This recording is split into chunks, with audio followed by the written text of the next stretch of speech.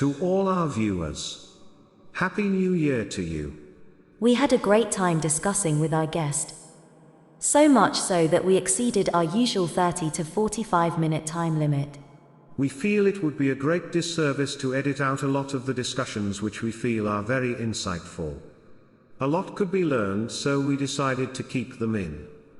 We hope you enjoy our first episode for the year, which also serves as our season ender.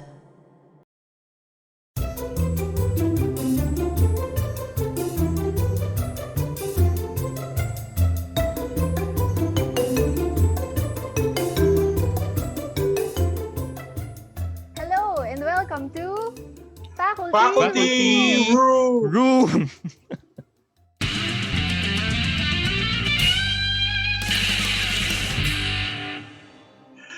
So, by the way, ako nga pala si Sir Igor at kasama natin ngayon sina Sir PJ at si Ma'am Ina. Hello. So, Happy New Year nga pala sa inyo and welcome to the very first episode of Faculty Room for this year. So Sir Igor and Sir PJ, I hope nakapagbaon kayo ng maraming English Uh-oh. natin ngayon. Dahil Faculty Room goes international. Mapapasabak tayo sa ating first guest this year. Yes, that's right, Ma'am Ina. Our special guest for today comes from the land down under. and from what I know, he's the former professor of Sir PJ right there. So, Sir PJ, I know that this is quite appropriate for you. Would you do the honors to introduce our guest for today? Yes, Sir Igor. It is my pleasure and honor to introduce our first guest for this year, for the first episode of Faculty Room for this year. He was my former professor in information research theories and methodology, but personally, I consider him as one of my mentors. He has more than 25 years of experience in teaching in the field of information research and knowledge management, not just in Australia, but also all around in different parts of the world. So everyone, we're very happy and we're very glad to introduce Professor Michael Olsson from the University of Technology, Sydney. Hi, Michael. Hi, how are you all? And Happy New Year. How did you celebrate your New Year, Michael? I had a couple of new books to read. Mm-hmm. God, I sound boring. So I had a couple of new books to read. I had a new sword to break in. I'll explain that later. I'm a martial artist. I do a sword martial art. I've also taken up, I've had my first horse riding lessons in more than 20 years over the last few weeks. How did you find the career of information research? I did my undergraduate degree at the University of Sydney in the 1980s, yes, before any of you were born, in English and medieval and early modern history. So I left university well prepared to face the challenges of the 16th century. However, to my own significant surprise, I was recruited by IBM into their graduate program. So I came into the field that way. So I worked at IBM for a number of years in marketing, in management, but I was increasingly moving into the area of training. I realized that I was a very round peg in a very square hole at IBM. By the early 90s, I'd left and I moved into various consulting roles with various government departments and banks and Red Cross, working in some user education and some systems testing. And so I went to UTS to do their brand new Masters of Information in 1995, intending it entirely to be a professional qualification. But once I got there, I absolutely fell in love with the intellectual challenge of it, the opportunities on the research side of things.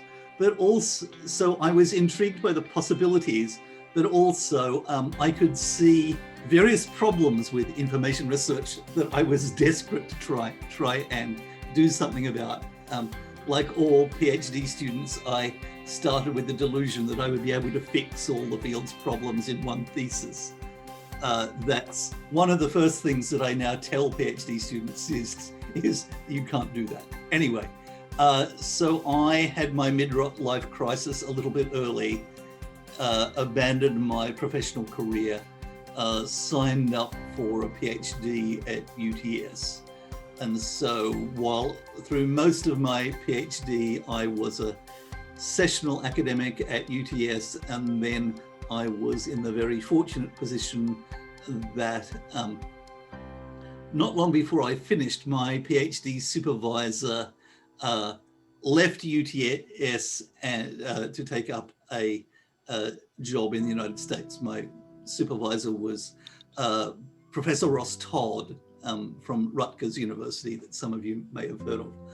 By the way, Paul knows that I like to talk a lot about the relationship between the difference between causation and correlation, and I choose to believe that my supervisor leaving the country while he was supervising me was correlation, not causation. Anyway, I got a job at UTS as a lecturer in 2003, and so I have been there until December this year. Last year, though during that time I have been fortunate enough to be a visiting professor or a visiting scholar at various other places around the world, including University of Western Ontario in Canada, University of Tampere in Finland, Cambridge University in the UK, the University of the Highlands and the Islands in Scotland, University of Alabama in the United States. I've possibly forgotten some, but that gives you an idea. So look, my time at IBM was very important for me. It gave me a chance to work with many kinds of corporations, but it was a job that I was good at, that I didn't give me the kind of intellectual satisfaction that I was, I suppose, looking for, which is why I think I moved towards the education side within IBM and then in industry. And I think that's why, with hindsight, it's probably not surprising that I went to UTS, that I embraced the research side for the challenge it offered me, and the teaching side. Teaching can be incredibly frustrating, but it's also incredibly satisfying. It allows you to feel that you're making a difference, and it's a great satisfaction to me when I see how my students move forward with what I've learned. Dare I say it, like Paul has. Yes, can you share some of your most memorable experiences when doing research in Australia? Because you've been all over, you mentioned. Yes. You mentioned earlier.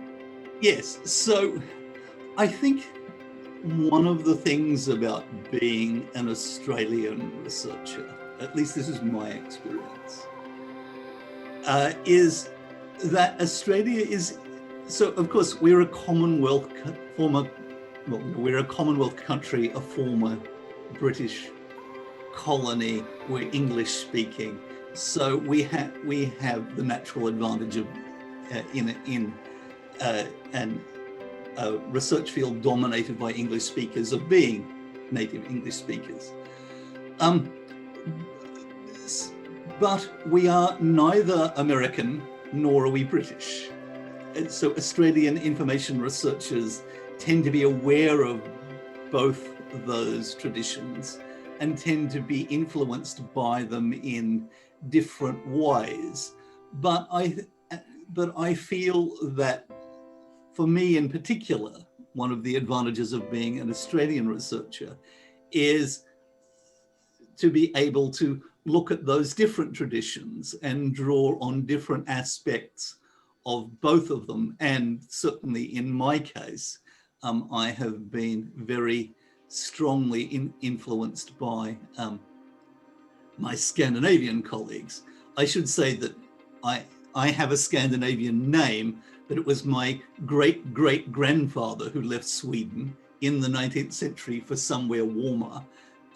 So although my work looks like I'm a Swedish information researcher, I'm not. And I spend a good deal of time in Sweden saying, yes, I have a Swedish name. Yes, I look Swedish, but no, I don't speak Swedish. But yes, so I feel that has been an advantage. And it is a joke that's not entirely a joke, that when I go to ACEST, the largest American conference, I offer a translation service for my European colleagues, not because they don't understand English, but because the way Americans think in our field, the way they use certain terms is different in Europe than it is in the United States, and vice versa. Some of my closest friends are Canadian researchers, like Professor Pam McKenzie or Professor Heidi Julian, and they feel very much the same, that whilst on the one hand being Canadian or Australian or indeed a New Zealander, you are part of the English speakers club, but you have a bit of a separate identity from the American school or the British school.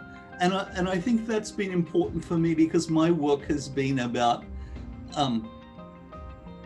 working with those traditions, but also being quite critical of some of the key assumptions in the field. I began right at the beginning to question one of the traditional assumptions of the information professions, and that is that there is such a thing as a right answer, or at least in the sense that there is one right answer that is true for everyone. So my PhD research looked at how other information researchers around the world made sense of the work of the very prominent American information theorist, Brendan Irvin. And what I found talking to researchers around the world was that if, for example, I talked to an American researcher, perhaps one who worked in human-computer interaction research, they saw sense-making as something that they applied to how an individual interacts with a computer system. And they saw it as very interactional, because they related it to that American model. And for them, that made complete sense. But if I went to Europe and talked to some of my colleagues there who were much more interested in the idea of social information behavior, then they would relate sense-making to the work of various European theorists and philosophers like Michel Foucault or Pierre Bourdieu or Bruno Latour, and construct sense-making in a very different way. And if one stands back from that and says, well, which one of them is right, you can't answer that question. Well, you can if you just say, I agree with this person, therefore their answer is right.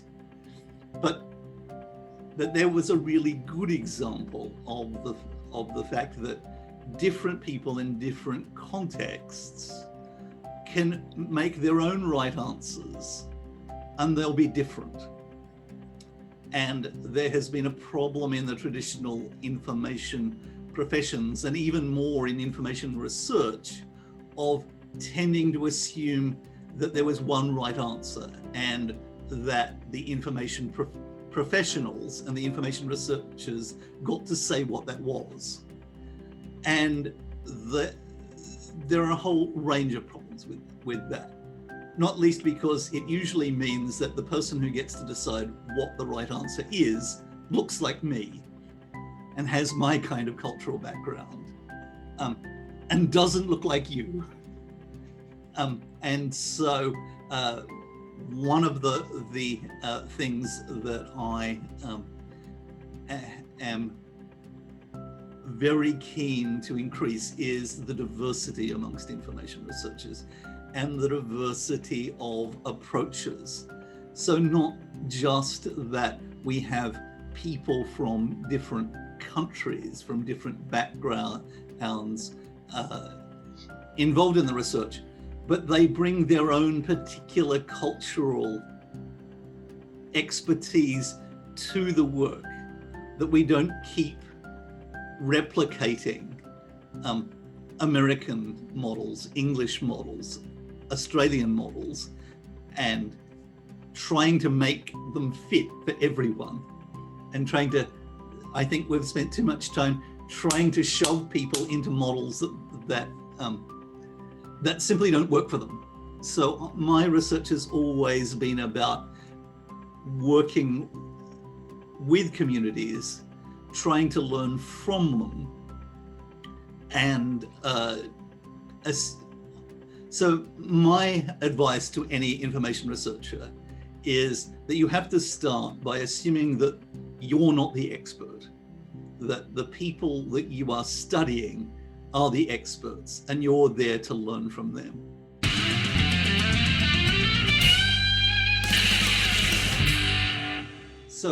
So I'm always, when I'm in another country, keen to ask, well, what does Cambodian information research look like? What does Chinese information research look like? Based on the assumption that it should be different from American or Australian or Swedish information research. Indeed, that'll be a question that over the next 6 months as a visiting professor, I'm going to be challenging you with quite a lot. What does Filipino information research look like? How can we bring Filipino cultural insights, cultural understandings to the study of Filipino communities and use them to develop more culturally appropriate information systems and services out of that? Actually, I that was going to be my next question. It's related to what you've a lot of to what you've said and what Paul has said. There have been comments regarding our research as there are times when there are trends. There was a time when it was all about professionalization. It was all about salaries, and I think quite recently it was about, there was a trend regarding fake news, because that's what that was what's out here right now. How about in Australia? Are there trends other than the things that you have mentioned? Well, I think the issue of fake news is one that besets all of us in Australia, in the Philippines. Certainly at the last two ACEST conferences I've been to, last year's, which was in Melbourne, and the previous one in Vancouver, and actually the one before that in Washington. I was attended or was part of panels talking about fake news. Now, I think there's an interesting challenge for the information professions in the idea of fake news. because on the one hand, it's very tempting to retreat to saying, no, there's the right answer, and we have the right answer. And the problem is that librarianship and all the information professions that are its descendants come out of that 18th century European Enlightenment idea that people are essentially rational, that we use rational methods, we produce the right answer, and if we provide them to people, then they will rationally say, oh, I can see that this is the right answer. I will change my opinion and do what you say. And what we're finding more and more around the world with the rise of popularist nationalists in the United States, in various other countries that we don't necessarily need to mention, that's not the case. So my question, the question I have is, how do we deal with that? Because I think the tendency has been, well, we fact check them. We show them that this isn't the right answer. And that's demonstrably not working. Yes. So I don't have the answer, but I think if we're going to get an answer, we need to ask, what is attracting people to these, what did Trump's press secretary call it, alternative facts? You know, why are there apparently tens of millions of people in the United States who believe that the election was stolen? We can't just assume that they're idiots. We instead need to unpack those cultural practices, the levels of societal inequity, differences in education, the role of much broader entities like the media, like social media, in shaping how people make sense of things. And it's only, I believe, if we start to make sense of that, then can we hope as information researchers to make a difference. And I also think that it's important that we don't assume, again, so there is a lot of talk, for example, about the rise of right-wing popularism around the world. But I think it would be a mistake to assume that popularism is the same in the United States as it is in Britain, as it is in the Philippines, as it is in Australia. Again, we need to position that in its cultural context. Yeah, that sounds like a research that's something that sounds like a research that SLS students can do in the following months. Sir Igor, there is a question that I would like to go back because Michael raised some points earlier about the traditions, about the paradigms like the American tradition, the European tradition, and I started to think there is of course a Filipino LAS tradition, and like what is the characteristic of LAS Filipino research? And Sir Igor has handled also a lot of research and theses by students. Is there anything that you would like to share about our tradition? Yeah, actually, I was listening to. I am quite envious as when I listen to you and what you're telling us. It's the same way when I listen to some of our faculty members who have gone abroad to study. It's quite different when they come back. They have a different perspective about our profession, about what we study, because they have been exposed to something that is quite different. Dare I say that their minds have been opened. I don't know, because like what I said, for the past decades, our mindset has always been, I think it was about professionalization. We always think about things in terms of librarians being professionals. So We have laws making them professionals.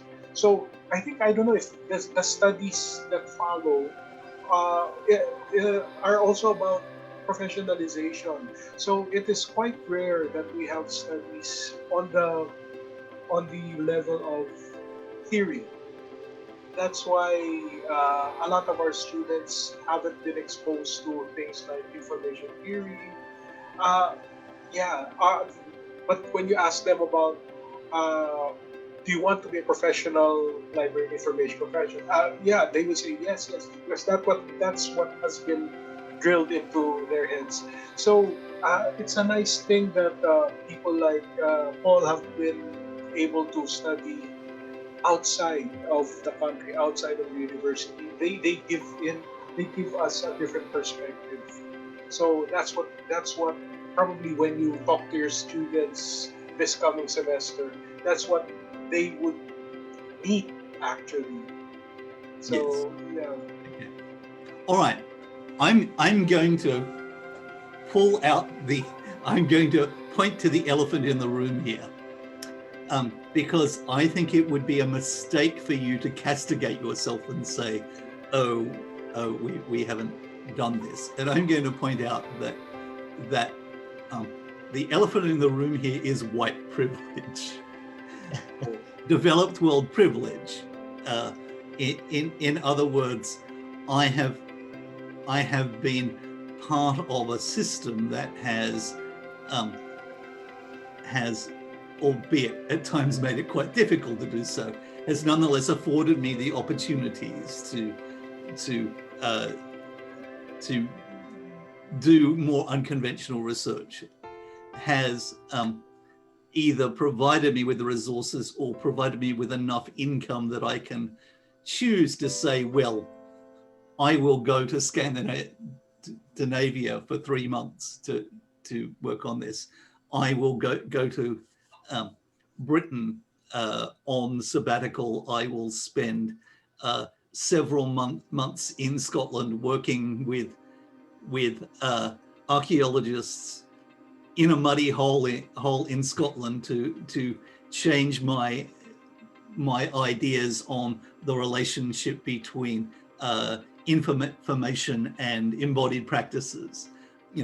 So I think one of the things that universities need to develop, and this takes time, is a research culture, and a research culture that says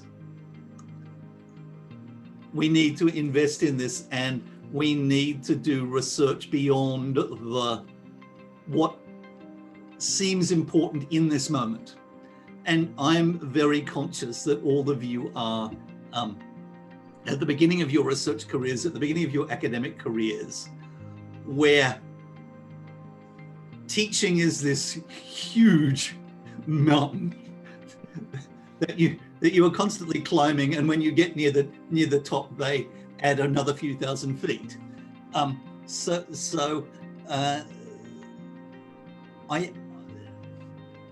So my aim while I'm working with you is to help you take some steps towards that. And hopefully we can use my white privilege to be able to say research needs time, research needs opportunities, research needs to ask the difficult questions. But the other thing that I want to say is, and what I'm really excited about, is all of you can do studies that I can't possibly do. So one of the things that, so let me be clear about what I won't be doing in my work with you. Even if, and hopefully once the vaccine comes out, I'll be able to actually come up with it to work with you at least some of the time. But I'm not going to turn up and say, hello, I'm the whitest man in the world, and I'm going to tell you what to do. What I am keen to do by working with you is learn from you, but also give you the tools to say, well, this is a tool that I can use. here's an idea that's useful to me, but also to give you the opportunity to say, well, what do these ideas, what do these theories mean in a wide variety of Filipino contexts? And again, I want to emphasize context, because of course, working with Filipino surgeons is going to be very different from working with Filipino martial artists or traditional craftsmen. So it is important that one starts to develop a research culture that gives you the opportunities to do that. But it's impossible to do that if there is so much pressure and there is such limited resources that all you can do is put out today's fire.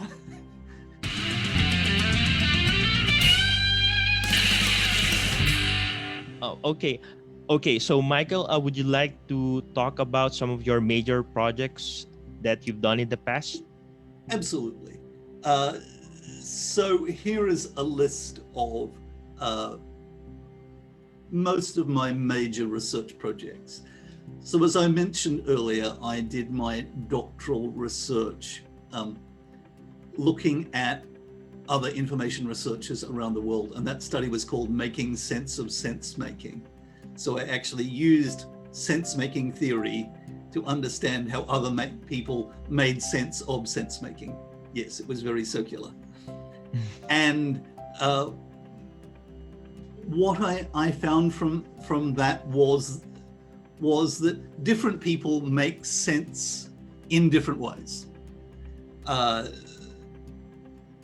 In terms of if someone is an American researcher who works in an IT background, then when they're reading a theoretical work such as sense making, then they relate it to their own interests, they relate it to their own background.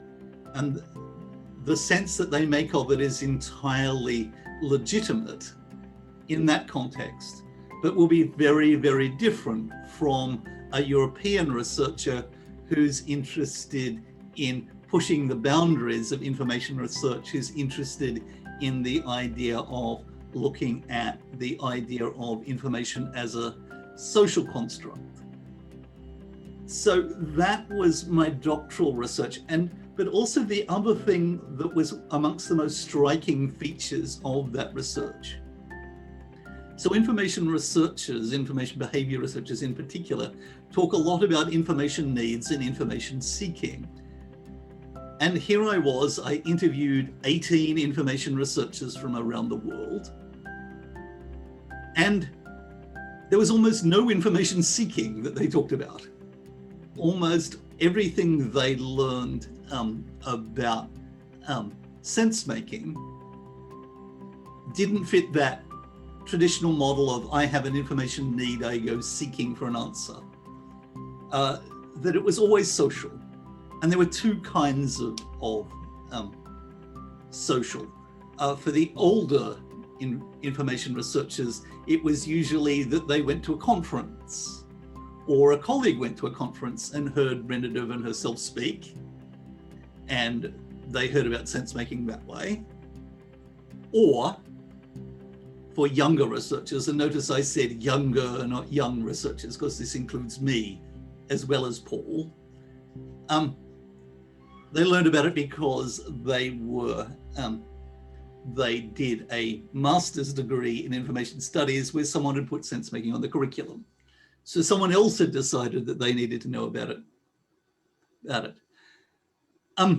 So that study started me down several paths that have been part of my research ever since. The idea that information is social, information is contextual. It was the beginning of what would become, in more recent times, information practices research. The idea that information isn't a thing, nor is it something that we have inside our heads. It's a shared set of social practices. information is neither in your head nor is it in the document. It's in a complex relationship between you and the document and the language you speak and your cultural context and your particular interests. So as you'll discover as you start to do your own PhDs, when you're a PhD student, there's one question you hate more than any other, and that is, when are you going to finish? But I discovered that as I moved into the last phase of my PhD, that there was a new question that was almost as annoying, which is, what are you going to do next? And my Making Sense of Shakespeare study actually started as the joke answer to that question. Because people would say, what are you going to do next? And I said, well, I've done a living female researcher, so obviously next I need to do the ultimate dead white male. I'm going to do Shakespeare. And so what started out as a bad joke, I then actually started thinking about. And I said, well, what am I interested in exploring out of my first study? And I thought, well, I was interested in this idea of it as a social relationship, how people interact to make sense of things as a group. I was also interested in the emotional side, because unsurprisingly, I found when I went and looked at various research teams around the world, I found that on the whole, where people like one another, where people get along well together, they do better research. So I began to be interested in the idea that emotion is just as important as rationality in how we make sense of things, how we engage with information. So I thought, well, what would be a good context to do that? I am a terrible Shakespeare tragic. I love the theatre. So I said, Shakespeare. So for that study, I was fortunate enough to become a visiting professor at a number of universities, including the University of Tampere in Finland, the University of Western Ontario in Canada, which happens to be only a few miles away from North America's largest Shakespeare festival, the Stratford Festival.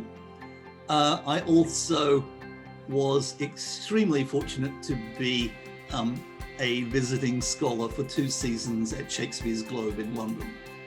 So I spent that time working with theatre professionals, with actors, with directors, with designers, looking at Shakespeare not as literature, not as something to be studied by academics, but something to be performed, and more importantly, something that needs to be made sense of for different audiences in different places. And I went there, as I said, interested in this idea that here would be an opportunity to explore the relationship between information and emotion. And absolutely, that was a big part of the study. But as I say to my research students, once you start doing your field work, what you need to be looking out for is the point at which, if you listen to the participants, they'll tell you how stupid you are. And that certainly became clear very early on in the Shakespeare study, because of course, if you're an actor, if you're a director, yes, you need to understand the emotions. Yes, you need to understand the text. But it has to be embodied. You have to know, how am I going to speak the lines? How am I going to stand? How am I going to move? How am I going to fight this person? And how am I going to convince the audience that I am this character in a way that makes sense of them? That's when I really started to become interested in embodied practices. The fact that we are not simply disembodied brains, that it's not about a relationship between text as word on a page or on a computer screen and cognitive impulses inside our brain, that we are living, breathing human beings. And that affects how we make sense of things. And of course, when I started to present papers on this study, it did have quite an impact. But I also had quite a few people say to me, oh, well, of course, that makes sense. They're actors. That doesn't apply to real people. That doesn't apply to people in the academy. And so I started to think, well, actually, I think it probably does. And that led to my next study, where I worked with archaeologists. And I worked with archaeologists in the field. So one of the photos there on the screen is me at the Nessa Brodgar dig on Orkney, which is a group of islands to the north of Scotland. And yes, that's what Orkney looks like in the middle of summer. And it also led to another thing that I think is really important, that the information professions and information researchers haven't looked at enough. And that is the many skills, the many different kinds of knowledge that are not in our cultural institutions, whose knowledge is not captured by our libraries, by our archives, by our museums. So a good example of that was that, although, of course, to become an archaeologist, you go to university, but you also have to learn these very practical, literal, hands-on skills around how do you dig something up? How do you not break it? How do you work out whether something is an artifact or a rock? And again, I had one of these great aha moments. So I had, it was one of my first days on the site, and there was a huge pile of rocks behind me, which is called the spoil heap, which is all the stuff that they've dug up and discarded. And there was a fines tray, a plastic tray, and there was a single rock in the middle of it. And it looked to me identical to the thousands of rocks on the spoil heap. So I said to the archaeologist in charge of this trench, why is that rock in a fines tray? And she said to me, and I'll never forget this, pick it up. Okay. So here's a rather more complete archaeological artifact. But it's the idea that with a stone tool, you can work out what it is, and archaeologists very often work out what it is as much by handling it as by looking at it.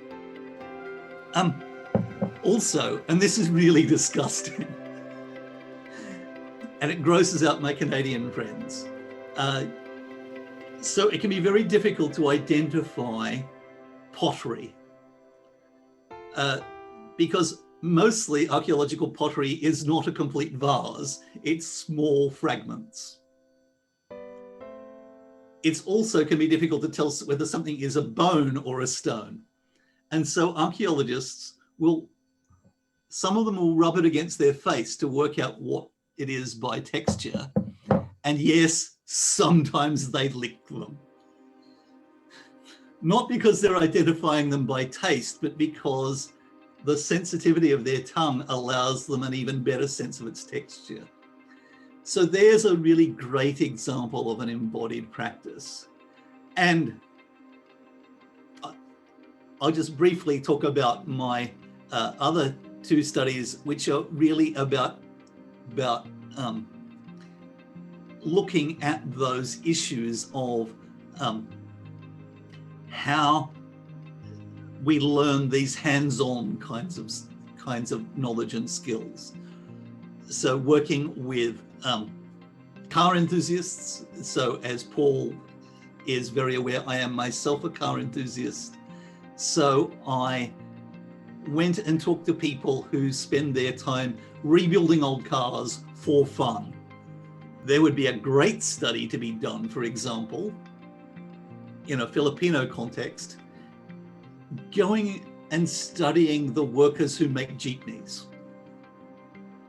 Now, from what I know, almost all the bodywork on a jeepney is made by hand. So how do you learn that? How do you know what works and what doesn't work? Because you're not going to be able to learn that from a book. And I'd like to invite you and your students to think about all the many other traditional skills in their communities that are vital cultural knowledge that the information professions, information researchers don't look at because it doesn't fit in with our systems and with our narrower notions of what information is. And lastly, I have done a study.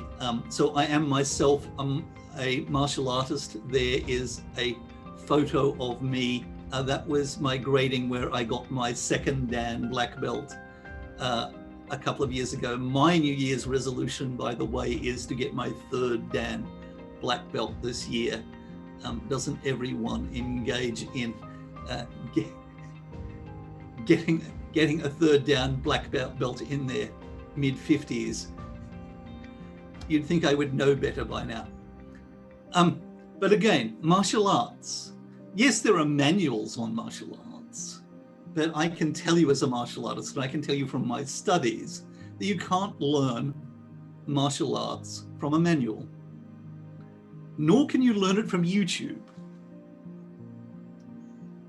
because it's an embodied experience. It's more than just sight. It involves the whole body. And again, I think there are many Filipino contexts that I would love to see some of you explore in that way. I think that's probably enough from me on my studies, but I'd be happy to answer any questions you might have. Actually, Paul told me about this, and he actually sent us your picture with the sword, and I was quite intrigued. And actually, you mentioned it at the start that you got a new sword. So actually, one thing that I would have wanted, that I would have wished for, was that this pandemic was over and you were here. And I understand that you wanted to learn about our niece, Kali Escrima. Yes, absolutely. Yes, absolutely. When the pandemic is done, yes, I would really suggest that you experience the stick fighting here in the Philippines. Yes, I'm really looking forward to it. And I'm hoping that I can encourage at least one of you to be interested in doing a study on it. I'm really interested that you listed these projects, and I think the unifying theme here is that you go where your passion is. And you already mentioned earlier that I think aside from the white privilege, you also have this courage to really pursue this, our notion of non-traditional information research. And I think in the recent years, I'm not sure if this is correct, Ma'am Waina, that our students are also venturing into these kinds of research. I know you had other students, you have some advisees who are also exploring these cultural knowledge, and they're starting really to document this knowledge. Do you have any students in mind, Ma'am Waina? Yes, Sir PJ, I was about to say that as well. When I saw Michael's research, I remembered some of my advisees, my current advisees and my previous advisees.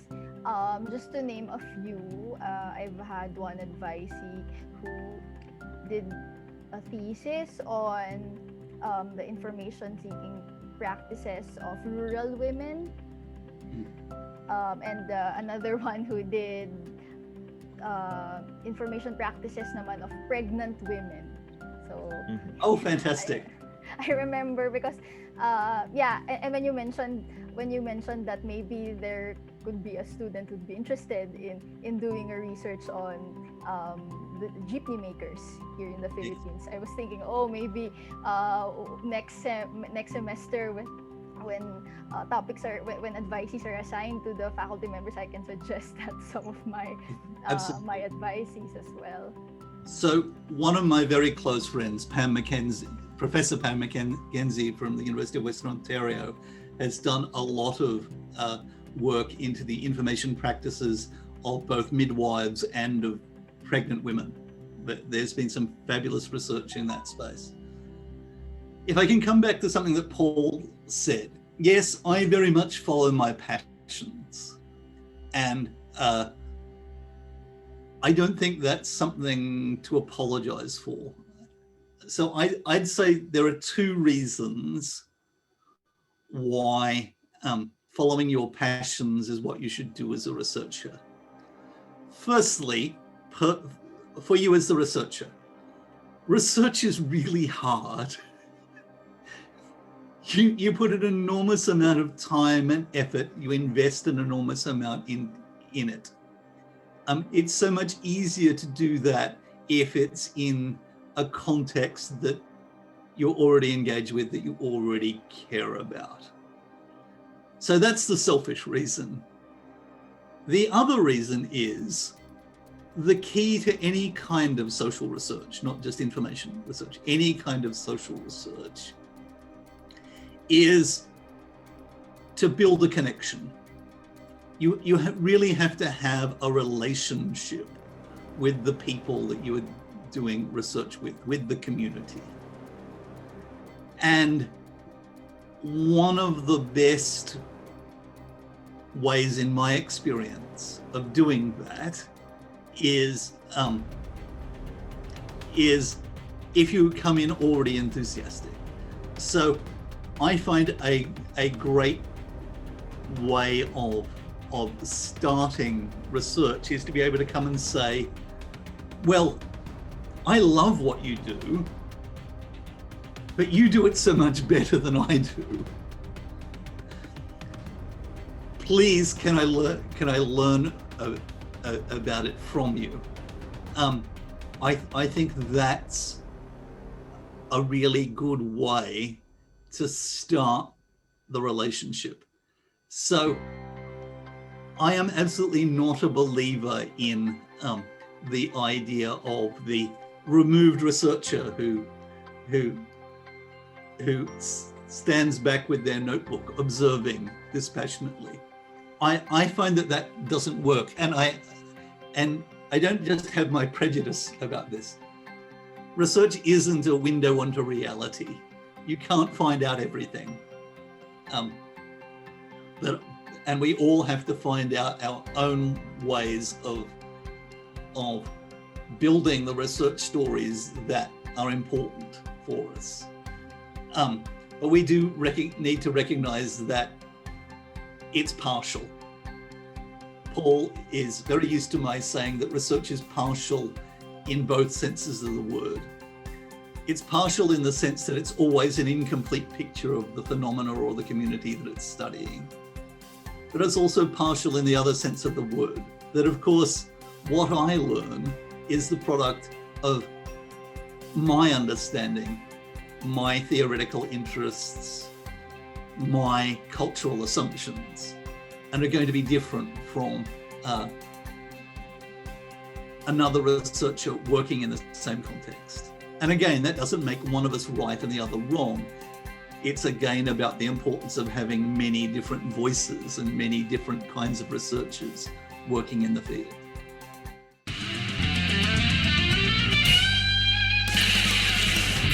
Okay, so again, Michael, thank you very much for sharing all of your research experiences, and I'm hoping that we bring all of those with our students in the next following months, and I'm really excited to work with you on some of those projects.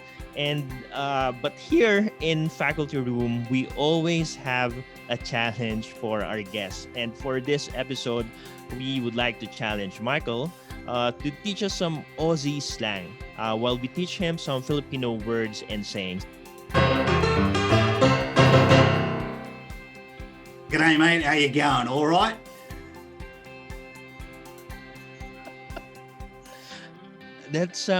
That is what one of my friends would say, like a bogan accent. Yeah, that it's halfway between bogan and bushy. And we're going to have bogan later. Good day, mate. How you going? All right? I don't know if I said that right. Not that. You've got to be a bit more nasal. Flat out like a lizard drinking. Sir, What's that? Sir Flat out, Igor, I believe you can do this one. flat out like a lizard drinking. You drink a lot? Is that? Does it mean that you passed out? No, Because you drank too much? no. I'm pleased to see that the Australian stereotypes are coming out.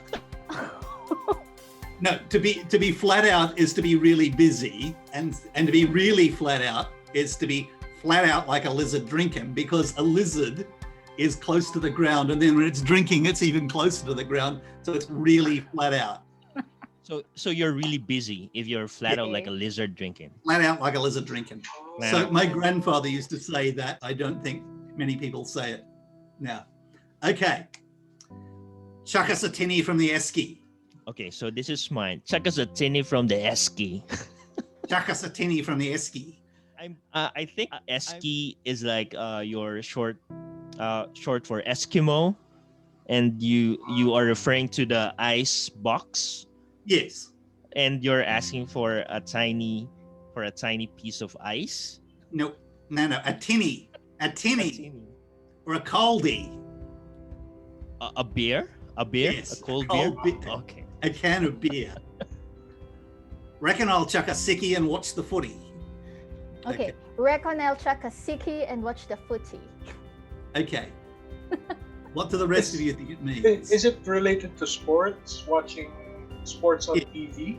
Yes, watching the footy is watching sport. Watching football. Footy.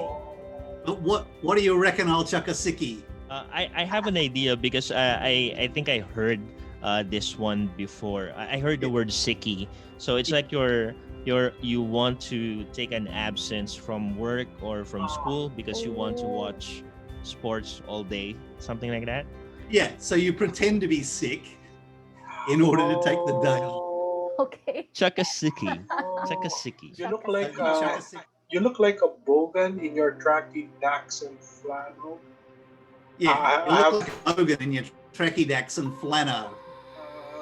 Clothes? This I have no idea. I know that bogans. I don't want to describe it, but I think it's because I might say something wrong. But I think it's kind of a derogatory term. Yes, it Call is. someone a bogan. Yeah, so it's a bit like the Australian, like the American redneck, or the British chav.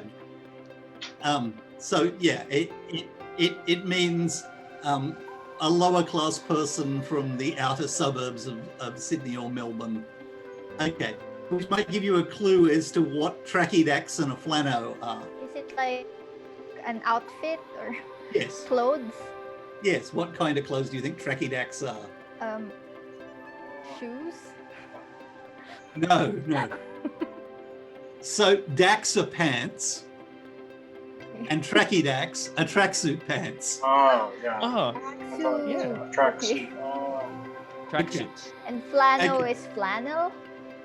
So a Jacket? flannel is a flannelette shirt. Oh, okay. So Australians love to shorten things and stick either O or E on the end. Akadaka are fully sick, mate. Akadaka fully sick, mate. Yeah. What does it mean? I have no idea. I really have no idea.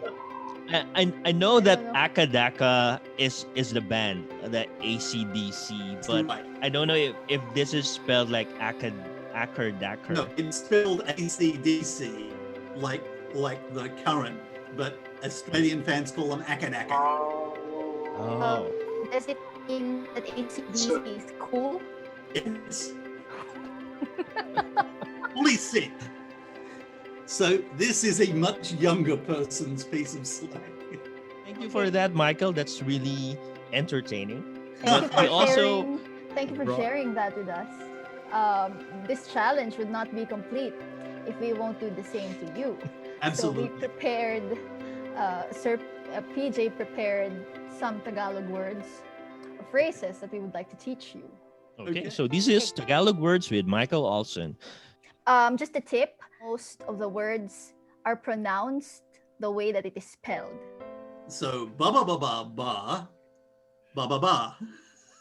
Wow, that's actually very good. Yeah. Fairly accurate. So believe it or not, Michael, but this is an actual complete conversation between two people. No, I'm trying to work out whether the elevator is a Uh-huh. clue or a misdirection. It is a clue. So it can be a scenario wherein the first person is running towards the elevator and then he's asking the people inside if it's going down.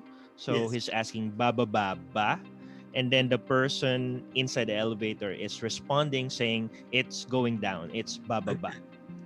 Kamatak tat itap. Okay? Very near. We, Very we'll near. we'll accept that. Okay. Yeah. Yeah, so this is kumukuti kutitap. It means blinking or shiny lights. Okay. I think it's intestine, lizard, and pharmacy. Yeah, that's correct. Okay. But how do you say it? Yeah, Okay. Bitaka, botiki, botika. yeah, very near. We're 2 out of 3. Yes. It's actually a tongue twister for a lot of people. Yes. It's a tongue twister because of the very, very different vowels there. So it's actually bituka. Bituka. Yes. So it's you're correct with the other two. So it's bituka, butiki, botika. Bitung putong, puting pating. Oh, Wow. wow. Okay. Yeah, very accurate. That's- Actually. You had some practice. It's pitong puting pating. It means 77 white sharks. Oh, okay. Oh. So this is, I would say, the ultimate difficult Filipino word. A lot of people agree that this is the most difficult Filipino word. Nakakapap ag pab ag abag ag. I'm going to guess it means having a nervous breakdown because having to say it causes one. Nakakapagpagpaga. It's it's quite bad when you live here and you can't even say it yourself. So the root word here is the bagabag. It's like you're worrisome, you're being bothered by something. So Yes. the conjugation is that right now you're being bothered by something. So or something is bothering you. So the situation is nakakapagpabagabag. Kettlebells. Very good. Do I have to say it like Gollum? Nakakalaki, my precious. Maybe if someone asks you, Michael, how was your first online class here in the Philippines? And then you could respond by saying, nakakalurky. It actually means stressful.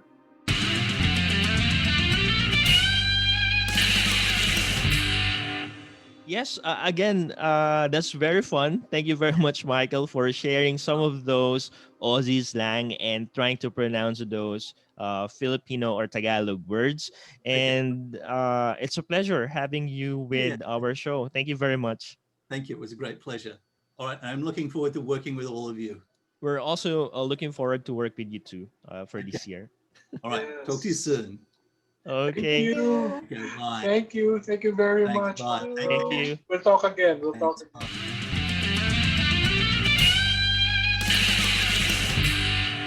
Okay. So, wow. I hope that Michael will remember some of those words, and I'm sure it will come handy in the future. Again, we would like to thank our guest, Michael Olson, and we hope to work with you soon. So, Ma'am Waina, we just had our first episode for the year. What's in store for our viewers for the rest of 2021? Naku, Sir PJ, hindi pa natin pwedeng sabihin, pero sure ako na sobrang exciting ng mga susunod nating episodes. Malay nyo, sa susunod, mga students naman ang invite natin. So, surprise na lang yan, abangan na lang nila. Oo nga, oo nga. At mukhang magiging exciting talaga siya. So, sa ating mga viewers, abangan ninyo ang aming susunod na season at susunod na episode dito lang sa Faculty Room! Room! Bye-bye! Bye-bye! Bye. Thank you po.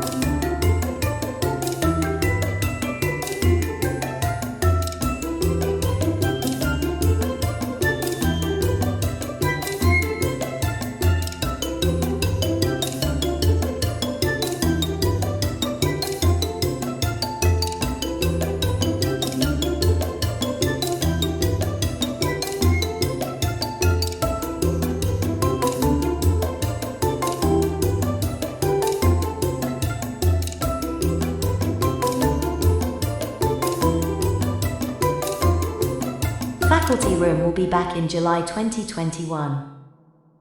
See you soon.